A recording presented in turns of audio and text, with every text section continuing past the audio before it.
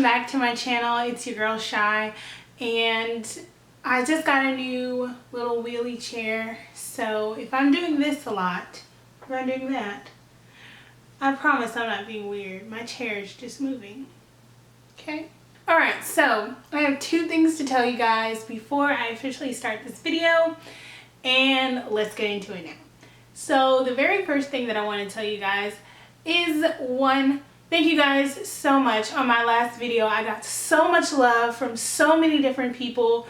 So thank you guys so much for that love. It really makes me so happy to see that you guys are actually responding to my videos and actually really like my storytime videos. So because of that, I'm going to have a lot more storytime videos for you guys. So even though I'm a pretty boring person, some very interesting things happen to me. So stay tuned for that. Second thing, a lot of you guys on my last Roommate from Hell series have actually asked, like, have you fought those two girls? Excuse me. No, I have not fought those two girls. I've really forgiven them. I've wiped my hands of them, and I just hope that they have the best in life. But I mean, I could really care less about them. Did I fight them? No, I did not fight them. If I were to hit them, they would not be the ones stuck with an assault thing on their record. I would be the one with an assault charge on my record. So no, I did not fight them. Now that I've cleared up everything, now let's get into the video. Around January, I moved into a new apartment with two new girls, and everyone moved in all at the same time. I had the same kind of room that I had in my last apartment. So in the apartment complex I'm in, we have rooms sectioned by letter. So either room A, B, or C. I was in room A at my last apartment. I'm in room A right now. So when I moved in, everyone was new, so the whole apartment was cleaned up. So very new unit. It was me, a girl named a girl named Jenny in room B, and then a girl named Sarah in room C. Jenny was barely here. I actually got along with her. She was kind of like me. I'm a very introverted person. I love to meet new people, but I'm very introverted. I like to spend time in my room. I like to, I like to go out and socialize a little bit, but then I will mostly go back in my room. I will spend time in my room for the whole day. I can stay the whole day in my room, and you wouldn't even know I'm there. But I wasn't really close to her. I would just be like, hey girl, how are you? Sarah, on the other hand, was different. She was,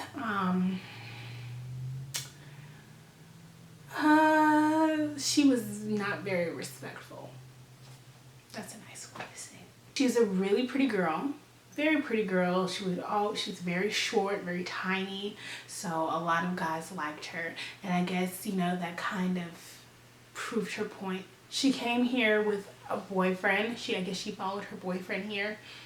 And I saw him on most days, but then on other days, I saw a guy that was not her boyfriend in her room at like 2 a.m. in the morning. And as some of you guys know, that's booty call hour. Now, whatever you're doing in your room, that's your business. I could care less. I'm in my room, you're in your room. But she loved to smoke.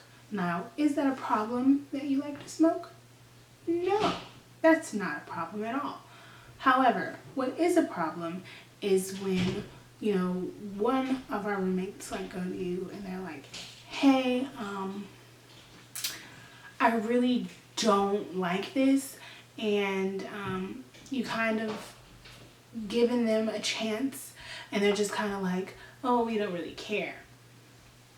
Now, Jenny and I have went to Sarah before, and we have stated, like, we do not like this. This makes us feel very uncomfortable. So she was just kind of, she's very different. So around February, my grandmother passed away.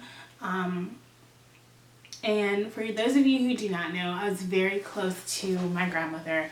She was that person who I could always go to when I was going through something. She was just a very wise woman, and she gave me very wise advice through anything. She was the one who made me into the lady that I'm into now. You know, besides my mother, she was my rock. Whenever I was going through something, she would help me out through it.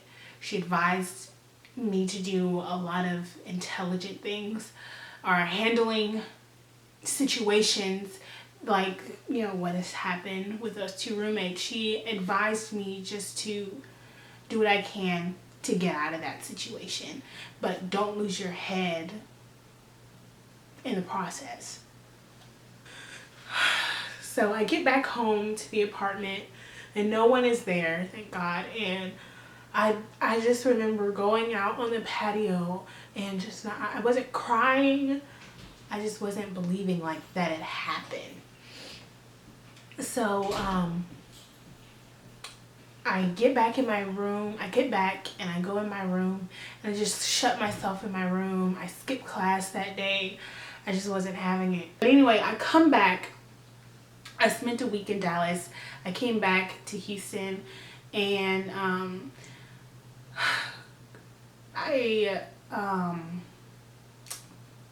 I come back home and the house, for one, smelled, it didn't smell like marijuana. It smelled like when you smoke marijuana and like you have the residue of marijuana. Like that's what it smelled like. It had an after smell. And I walked in and I was like, okay, great. I go to the refrigerator to open up the refrigerator to warm up a pizza that I had. I tried to warm up a pizza and I noticed that out of the 4 pizzas that I had, I only had 2 left.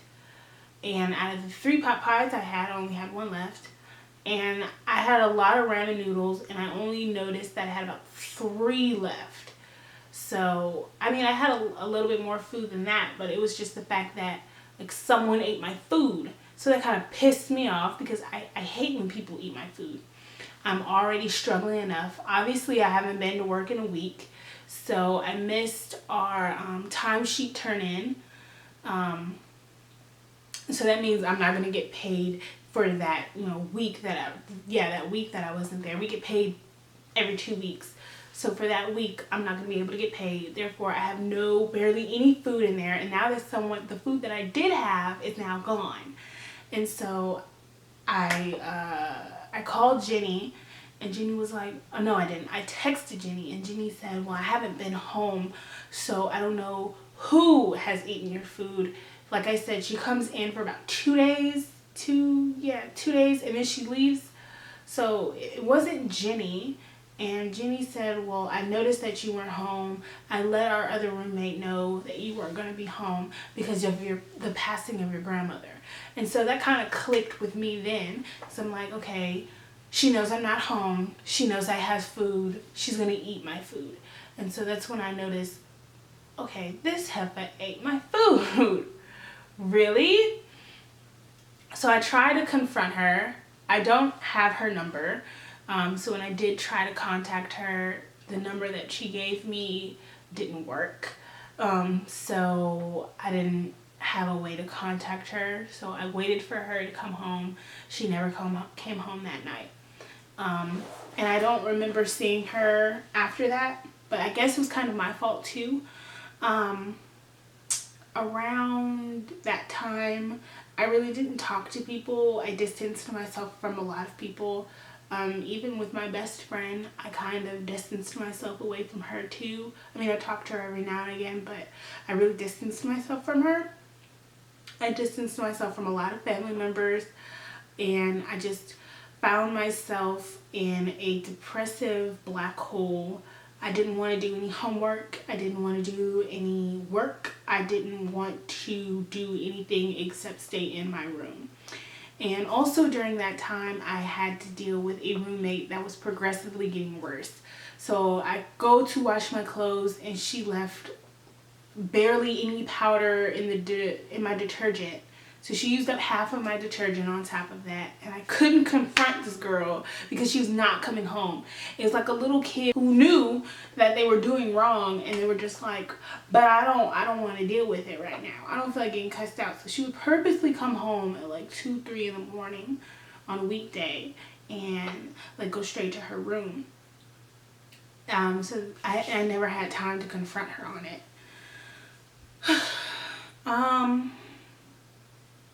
Around March, I went home. Actually, no, I didn't. I didn't go to Dallas. I couldn't go to Dallas because I couldn't deal with it. Because every time I come home, I don't go straight home. I go to my grandmother's house. And I go see my grandma. And I'm under my grandma, or I'll make some food for her, or she'll make spaghetti for me. But 9 times out of 10, we'll make spaghetti together. So the fact that I wanted to go home and I wanted to make spaghetti with my grandma, I couldn't do it because she's no longer here. So I went to my cousin's house in Houston and I spent that spring break with her. I was really just I was chilled for that week. I came back in, and the moment I opened up the door, all I smelled was marijuana, and I just got mad all over again because Jenny and I have been asking this girl, like, may you please not smoke in the house with me? Please not smoke in the house. If you're gonna smoke, please smoke out on the patio, or smoke, we don't care if you smoke in your car. It's your business, but please don't do that. And she smoked so much in the house by that point, and it really started to tick Jenny and I off, that Jenny was not coming home that much anymore, and she smoked so much in the house that it started to eat into my room, but it also started to stick in the walls in our house, in our apartment.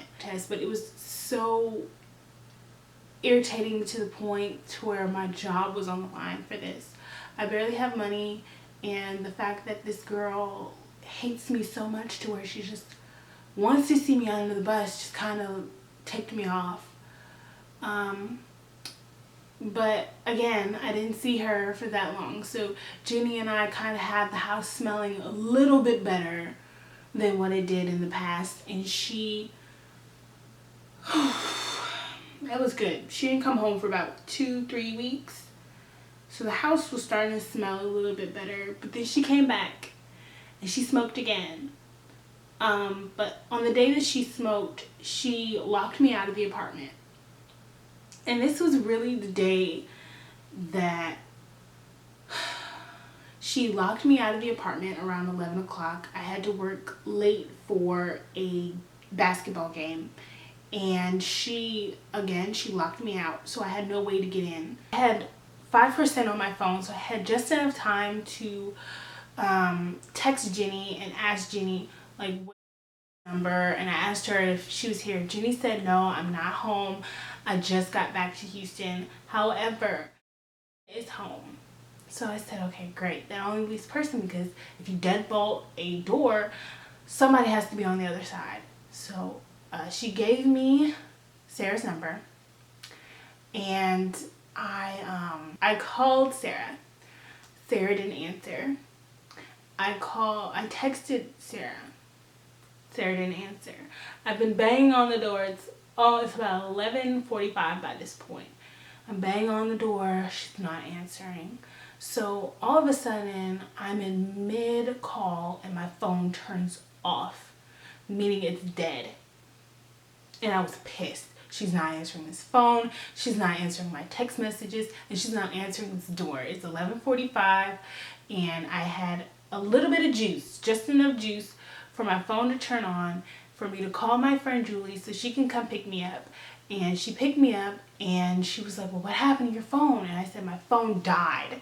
And so she's like, okay, where's your roommate? I know she's up there. She's not answering the phone. She's not answering the door. She's not answering anything. And I knew that if I were to call on campus apartment police. They wouldn't be able to do anything because he's a rent-a-cop. He really doesn't know what he's doing. So I get back to the house, back to Julie's house, and Julie gave me a plug for my phone so I could charge my phone. And while it's charging, Julie is like, "Are you okay?" By this point, I'm not even mad. I'm furious. You ever get so mad that you're calm?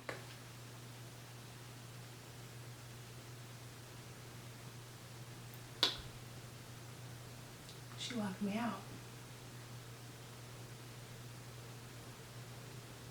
I just wanted my warm-up burrito, a hot shower, and I just wanted to go to bed. I gotta be at work at 7 a.m. tomorrow. And there's no working heifer. Locked me out of the house.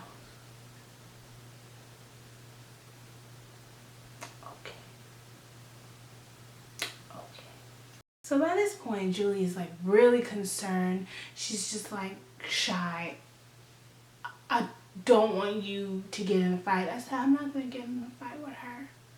I'm not going to fight her. I'm going to beat her." And so Julie's just like, "Shai, like, you really have to calm down." I said, "I'm calm.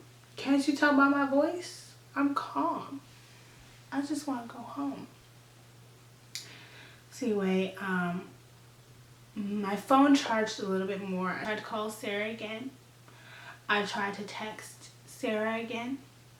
She didn't answer. So Julie takes me back to my apartment complex and she knocks on the door and still no answer. I knock on the door. I'm banging on the door. Still no answer. Finally, I call her and she picks up. And I said, "Hey, Sarah, I'm outside. I've been knocking on the door since 11 o'clock. By this point, it is 12:45 in the morning." And instead of her going, "Oh, I'm sorry, I'm in the shower," or, "Oh, I'm sorry, I was taking a dump," "Oh, I'm sorry, I was getting my woohoo on," she goes, "Yeah, I know. I can hear you." By this point, I'm like, oh yeah, somebody gonna catch these hands. Somebody's gonna get their ass whooped tonight. And it's not gonna be Shai. It's not gonna be Shai. Not I. Somebody gonna get that ass whooped. And it's not Shai. And so she comes to the door, unlocks the door, and instead of her just going back to her room, not saying anything, she goes, "The door's been unlocked this whole time." And by this point, the moment she opened up the door, a whiff of marijuana hit me. And it wasn't small, like you can tell, she blazed in this whole house. So I was just like, "I thought I asked you twice not to deadbolt the lock. This is my third time asking you not to deadbolt the lock." And she said, "Well, the door has been unlocked." I said, No, it wasn't." "Yes, it was. It was unlocked. If it was unlocked, how come I can't get in the house? How, Shai? How I can't get in the house?" And she was like, "Okay, well, you're starting to act out of character." No, I'm not acting out of character, boo. I gotta be at work at 7 in the morning. It is 1 a.m. in the morning right now. I'm hungry. I haven't eaten. I have to take a shower and I gotta go to bed. Not to mention I gotta get right. I have to be at work at 7 o'clock. Therefore, boo, you already pissed me off because of your ass. I might wake up late because your dumb shit." She was like, "The door was unlocked. The door was unlocked." I was like, "No, it was not unlocked." And by this point, it doesn't matter to me that it smells like marijuana now, because that's just like the cherry on top of everything. What was pissing me off was the fact that